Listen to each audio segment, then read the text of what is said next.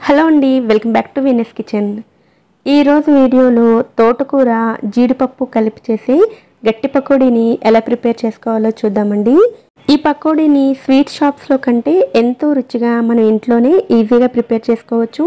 అలాగే ఒక్కసారి చేసి పెట్టుకుంటే 3 రోజుల వరకు కూడా నిలవ ఉంటుంది.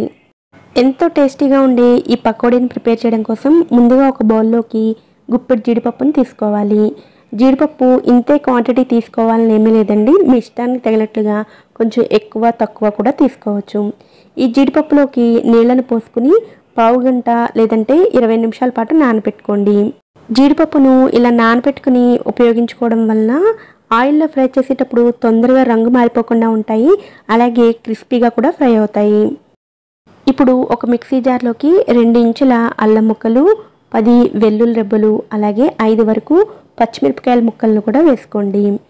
పచ్చిమిరపకాయలను మీరు ఉపయోగించే మిరపకాయల కారానికి తగినట్లుగా వేసుకోవచ్చు. అలాగే 1 టేబుల్ స్పూన్ వరకు జీలకర్రను వేసుకోండి.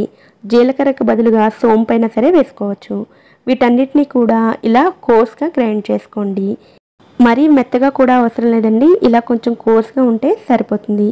ఇలా గ్రైండ్ చేసుకుని పేస్ట్ని పక్కన పెట్టుకుని ఇప్పుడు ఒక మిక్సింగ్ బౌల్లోకి 1.5 కప్పుల వరకు తోటకూరను వేసుకోవాలి.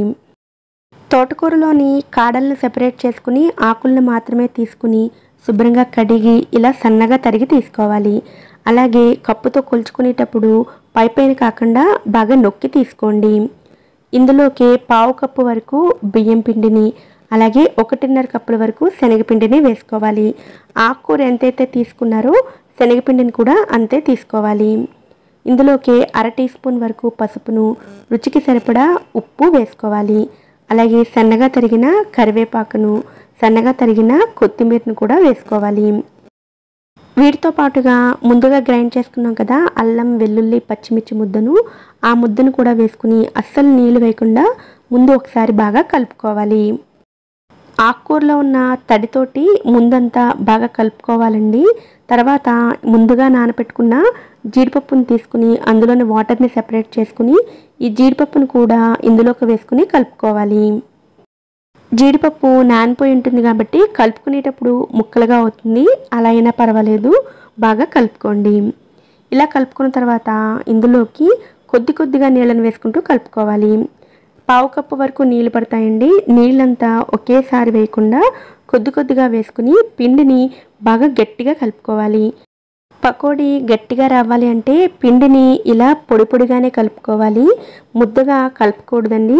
తడి లేకుండా ఇలా పావు కప్పు నీళ్ళతోనే మొత్తం కలుపుకోవాలి.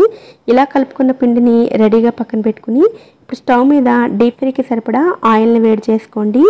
ఆయిల్ వేడైన తర్వాత ముందుగా కలుపుకున్న పిండిని తీసుకుని ఇలా చిన్న ముద్దల్లా వేసుకోవాలి. మరీ పెద్దగా వేస్తే లోపల వరకు సరిగ్గా ఫ్రై కాదండి, ఇలా చిన్నగానే వేసుకోవాలి. పకోడీ, కారపూస ఇలాంటివి చేసేటప్పుడు నూనె బాగా వేడిగా ఉండాలండి, అప్పుడే అవి క్రిస్పీగా వేగుతాయి. నూనె హీట్ అనేది తక్కువగా ఉంటే అవి సరిగ్గా వేగకుండా మెత్తగా అయిపోతాయి. ఈ పిండి లోపల వరకు బాగా వేగాలి కాబట్టి వీటిని మీడియం ఫ్లేమ్లో పెట్టుకుని ఫ్రై చేసుకోండి. అలాగే ఇవి కొద్దిగా ఇలా రంగు మారగానే వీటిని ఆయిల్లో నుంచి బయటకు తీసేసుకోండి. బయటకు తీసిన తర్వాత ఇవి మరికొంచెం రంగు వస్తాయి. మొత్తం పిండంతా ఒకేసారి నూనెలో వేసి ఫ్రై చేయకుండా 3-4 బ్యాచ్ల కింద కొద్దిగా పిండిని వేసుకుంటూ మొత్తం ఫ్రై చేసి తీసుకోండి. మొత్తం పిండితోటి పకోడీలు చేసిన తర్వాత స్టవ్ ఆఫ్ చేసుకుని నూనె వేడిగా ఉండగానే ఆయిల్లో పచ్చిమిరపకాయలను వేసుకుని ఫ్రై చేసుకోండి. అలాగే కరివేపాకును కూడా వేసుకుని ఫ్రై చేసుకోండి. స్పైస్ ఎక్కువగా కావాలనుకునేవారు ఈ పకోడీని ఈ పచ్చిమిరపకాయలతోటి తీసుకోవచ్చు. పూర్తిగా చల్లారిన తర్వాత ఎయిర్ టైట్గా ఉండే డబ్బాలో స్టోర్ చేసుకున్నట్లయితే 3 రోజుల వరకు కూడా ఫ్రెష్గా ఉంటుంది. స్వీట్ షాప్స్లో కంటే ఎంతో రుచిగా ఉండే ఈ తోటకూర జీడిపప్పు పకోడీని మీరు కూడా తప్పకుండా ట్రై చేయండి. ఈ వీడియో కనుక మీకు నచ్చినట్లయితే వీడియోని లైక్ చేసి ఛానల్ని కూడా సబ్స్క్రైబ్ చేసుకోండి. నోటిఫికేషన్స్ మిస్ అవ్వకుండా ఉండడం కోసం పక్కనే ఉండే బెల్ ఐకాన్ని కూడా యాక్టివేట్ చేసుకోండి. Thanks for watching.